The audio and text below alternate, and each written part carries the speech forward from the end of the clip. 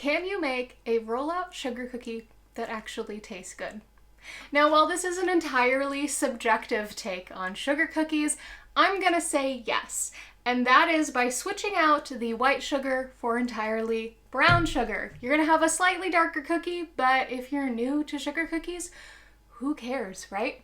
My name's Cami Bird, I'm the founder of Iced.Kitchen, and let's get into it. So before we get mixing of our ingredients, we have to know what ingredients we need to have. Now, if you go into the description below, you're going to find a link where you can get the whole recipe for all of this, as well as all the instructions that go along with this video. So I recommend finding that in the description below. But if you're following along, you're gonna need 3 cups of flour, 1 cup of brown sugar, we're gonna need 1 cup of unsalted butter. I'm using Kerrygold because I'm bougie like that. But you can use whatever unsalted butter you have. And you're gonna add 1.5 teaspoons of vanilla. Again, bougie vanilla. It's the life I'm living in my tiny apartment. But you can use the vanilla you find at the grocery store, usually called imitation vanilla. It actually works better in baking. Don't ask me why I'm using my expensive vanilla in this sugar cookie recipe. I don't know, I just feel like I should. You're also gonna need 1 egg and half a teaspoon of salt. Now, if you go into this recipe thinking, my cookies are gonna taste exactly the same, but I'm going to change out about half of these ingredients, your cookies will probably not turn out the same. If you want me to experiment with some gluten-free flour or an egg replacement, or maybe trying to make all vegan cookies, let me know, but this is the recipe we're following today. If you differ from it, I cannot guarantee your results, and frankly, I can't guarantee your results at home either, but here we are. So the big differentiator in this recipe is the brown sugar. Typical rollout sugar cookies use white sugar, and the lack of molasses that is in brown sugar, but not in white sugar, helps to give these cookies more moisture, and therefore they stay softer for longer, and there's a little bit more dynamic flavor when you have the molasses in the brown sugar versus just plain white sugar. So let me pull out my mixer and let's get mixing. Okay, KitchenAid is out. You may be wondering, if I don't have a KitchenAid, can I make this recipe? Yes, you can. If you don't have a mixer, a hand mixer is perfectly acceptable. And if you don't have a hand mixer, a hand and a spatula for your mixer can also work. It's just going to take a little bit more arm strength than using a machine. Now, if you don't have a KitchenAid, any countertop mixer will work perfectly fine. And make sure you have all of your ingredients out. Remember, we got our butter, brown sugar, flour, egg, vanilla, and salt. And we'll start adding those to the mixer. You're first going to start off by adding your butter and brown sugar to your mixing bowl. You are going to mix these together quite a bit until you can no longer feel the granulars in your brown sugar. And so this can be 5 minutes, this could be 10 minutes. We're wanting these to be fully incorporated together, which is also why you want to use room temperature butter. Next, we're going to throw in the vanilla, the salt, and the egg, and we're going to mix that until combined. You're going to scrape down the sides of your bowl so that we can fully incorporate the flour as we slowly add that in. And then once things are just about mixed, the dough's just barely holding together, we're going to stop mixing and scrape everything together because we don't want to over mix our gluten and make a tougher cookie. You can see how crumbly this is in the bowl. That is what you are looking for. Once you've got your flour just mixed in, if you looked at mine, I still had some pieces that weren't mixed in. I recommend kind of doing a little bit by hand to get the rest of this mixed in a little bit more. You never want to mix in your flour too much into baked goods. You want it just mixed in, because if you mix it in too much, your gluten's going to become harder and form harder pieces. And so that is why if you over mix your flour into things, that you get cookies that are a little bit harder, or cakes that are, not as moist and soft and chewy to bite into. Now, if you want to pause here, you definitely can, and maybe take a lick off of your mixer because you're baking at home. But if you are ready to go on, maybe you pass that off to your kids, maybe you passed it off to your spouse, maybe you just threw it in the sink because you don't like eating as you go. We're just gonna put some of those crumbs on the floor. Wherever you may be at, once you are ready to start rolling out your dough, you could put this in the fridge, you could save it till later. If you are wanting to do that, if you're wanting to chill it in the fridge, make sure you cover it in some sort of saran wrap or something where the dry air of your fridge is not going to dry out your dough. But if you're ready to keep on going, because once I start baking, I don't want to have to wait for my dough to develop, right? You're going to pull out something like parchment paper, not wax paper, not saran wrap, although you could use saran wrap. Let me know if you want to have a video about that. I use parchment paper, or you can go grab 2 Silpats if you have them, or if you have 4, that would be ideal. So what I'm gonna do is I like pulling out, this is where I keep my parchment paper. It has a cutter on it. It just makes it easier so I have straighter lines because I cannot tear it off very well. But if you are using half sheet pans, those have the little ridges on the side and they take up about half of your oven. Then you want to pull those out and just kind of pull out enough parchment paper to cover that. Let me go give you an example. So here we go. I got a half sheet pan. I'm just gonna pull out my paper. I could do it this way, straight across, and then I have a lot of excess, and that's actually what I'm gonna do. I just want it roughly the size of my half sheet. And the reason why we do this is we're gonna use this paper, or we're gonna use those Silpat mats, those silicone mats, to roll out our dough, because I have had to clean up a lot of sticky dried flour on my counters, and it stinks. And I'd rather do this. So I'm gonna do 4 of these, unless I run out of parchment paper, and then I will do less. And I'm just kind of putting those to the side. They're rolling right back up. We expect that to happen. And I'm gonna do 1 more.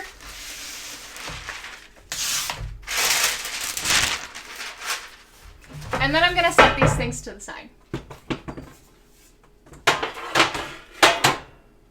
Perfect. Next, I'm going to transition to my other camera view so I can show you. We're gonna dump out about half of this dough. It's gonna be crumbly. That is okay. We're gonna dump out about half of this dough onto a piece of parchment paper. One last thing before I do, you need to have something to roll out with. A rolling pin, a wine bottle, anything that has a little bit of weight to it and is relatively straight across. Why I don't prefer wine bottles, but if it's what you got, it's what you got. You can also use water bottles for this if you don't have a rolling pin. My rolling pin is just a Joseph & Joseph, and I have these little spacers on the side of it. This helps me know what depth I want my cookies to be, how thick I want my cookies to be. Now I have a specialty spacer that I bought. I will link that below from another cookier out there, because people who professionally make cookies, we call cookiers. And how I use this is I could just use this straight up, no spacers on the side. But if you bake a lot of cookies, you'll end up finding that you like a specific depth of cookie. And so I like this depth. There's another one that's supposed to go on here that's purple. I forget what all the sizes are. I will be sure to include that in the written instructions talking about the size that I roll out to, but you just want to roll out your cookies to one uniform size. It does not matter what their thickness is as long as you are happy with it.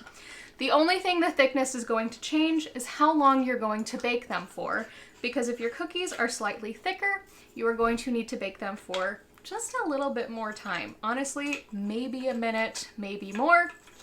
While baking is a science, there are a lot of different factors that can play into how your cookies bake, as well as how your cookies mix. I live in a basement apartment, and I find in the winter, I need a little less flour, and in the summer, I need a little more flour because otherwise my cookies are a little dry or a little not. So when it comes to your cookies' thickness, your oven, you might need to bake them a little bit longer. You might need to bake them to the exact same time that I bake mine at. You play around with it and you find it out, and you can use the scientific method. So let's get rolling. Grab a sheet of your parchment paper. I'm gonna take one and fold the sides so that it stops rolling on me. And then I'm gonna take about half of the dough and put it on my parchment paper. And before I grab the other one, I'm just gonna squish it together. We're gonna get all those crumbly bits together. Then we're gonna take the other sheet, put it on top, and roll on top of it. So we're not gonna need any extra flour or have really any cleanup because we're rolling in between two sheets of parchment. You can run your hand over the top to see that everything is smooth and they're the same thickness across everything. And then you repeat with the next two pieces of parchment paper. Put a piece of parchment down, put on your dough, and then you're gonna squish it together. Top it with another piece of parchment paper and roll out using whatever rolling pin you have available. You can move your rolling pin around to help make sure that you're getting your dough spread out as evenly as possible. And then you're all done. Once your dough is rolled out between your pieces of parchment paper, I have mine stacked right here. You're going to want to make sure they stay between that parchment paper. The next thing we're going to do, you're going to need whatever baking sheet you're using. So I have a half sheet right in front of me, and I'm also going to pull out a quarter sheet. The important thing is whatever sheet you're using needs to fit in your freezer. This is the most annoying part of this cookie recipe, this sugar cookie recipe, because this dough needs to freeze before you bake it. The reason why is if you want a moist cookie, whether you like that word or not, you need to have a lot of moisture content in it. So we have that butter and we have that molasses and the brown sugar. We also have an egg, but the egg doesn't really matter in this scenario. Because of the high butter content and the molasses content, if we were to bake these without putting them in the freezer, you can also use a fridge. I prefer the freezer, it's a lot faster. If you don't do that, then they spread when they're in the oven. So your cookie doesn't keep that round shape or whatever shape you're trying to get with your cookie cutter. It's going to come out of the oven looking like something else altogether. For a circle, it would probably just be a bigger circle.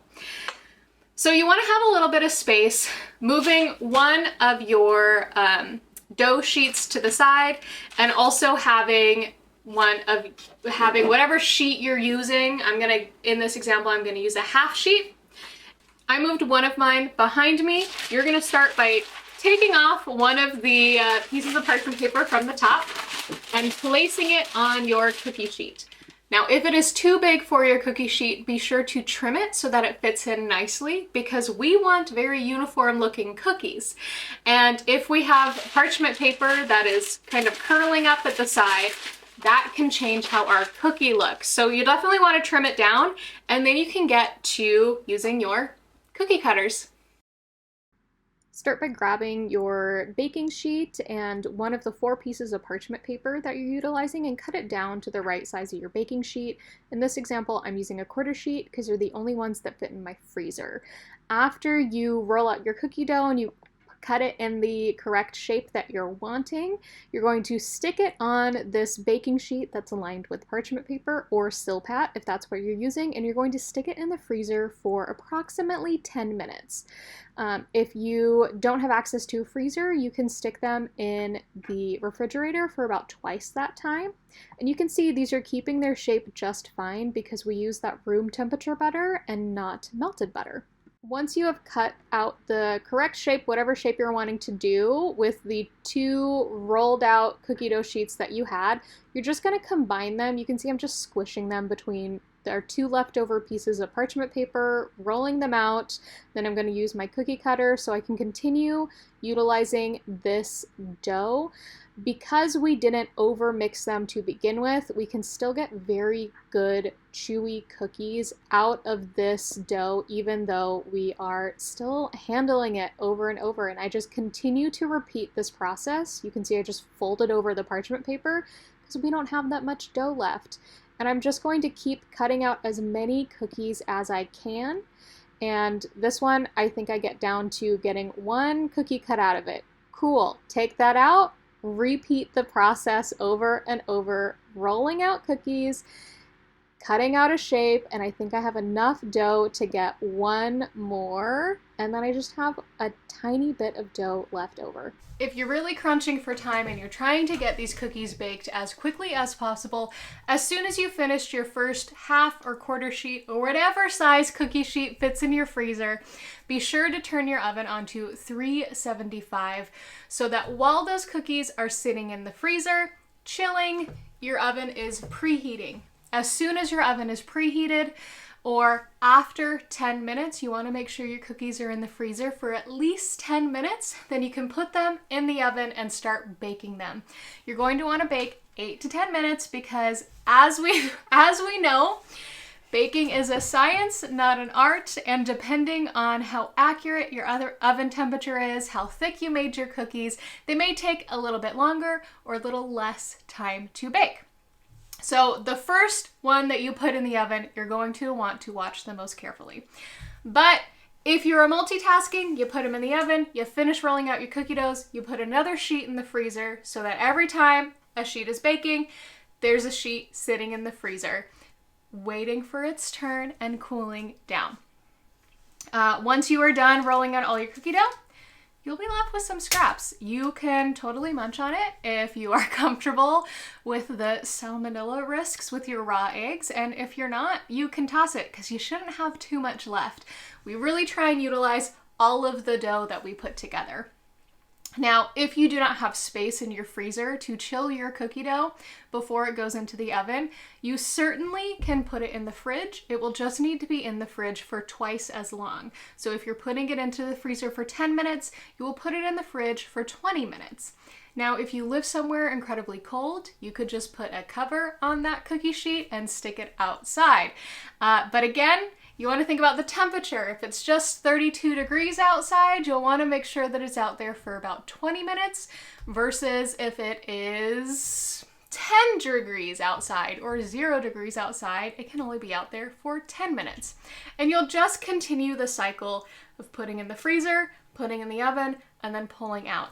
I like to keep my cookies sitting on the cookie sheet, the hot cookie sheet, for another 10 minutes before I remove them and put them onto a rack to cool before I decorate them. Once you've baked and cooled all of your cookies, you should have about 22 medium-sized cookies ready to go. They might look like they're slightly underdone if you baked them perfectly. And by that, I mean, if we look at the bottom of this cookie, you can see that it has a little bit of butter. This is what we call butter bleed. And this is what we're looking for. We can tell they're done because this cookie is solid. You know, I'm not trying to break it in half, but I'm also handling it. It's working just fine. Now, if I break it in half, it's soft, it's moist, whether you like that word or not, and it is good to go. Now, if I squish it, just a little bit of squishing is not going to completely demolish my cookie, but it's still soft enough that I can squish it. Now, if you want your cookies a little bit more firm, you can bake them for 30 seconds to 60 seconds, you know, a minute longer, and you'll be good to go. But otherwise, these cookies are ready to have a glaze put on them, some buttercream frosting, or if you want to keep following along with Iced.Kitchen, you can move over to our royal icing video where I walk through how to make royal icing, and then we can decorate some cookies together. If you are looking for a new hobby, be sure to subscribe so that you can get a new tutorial every month for decorating sugar cookies with royal icing.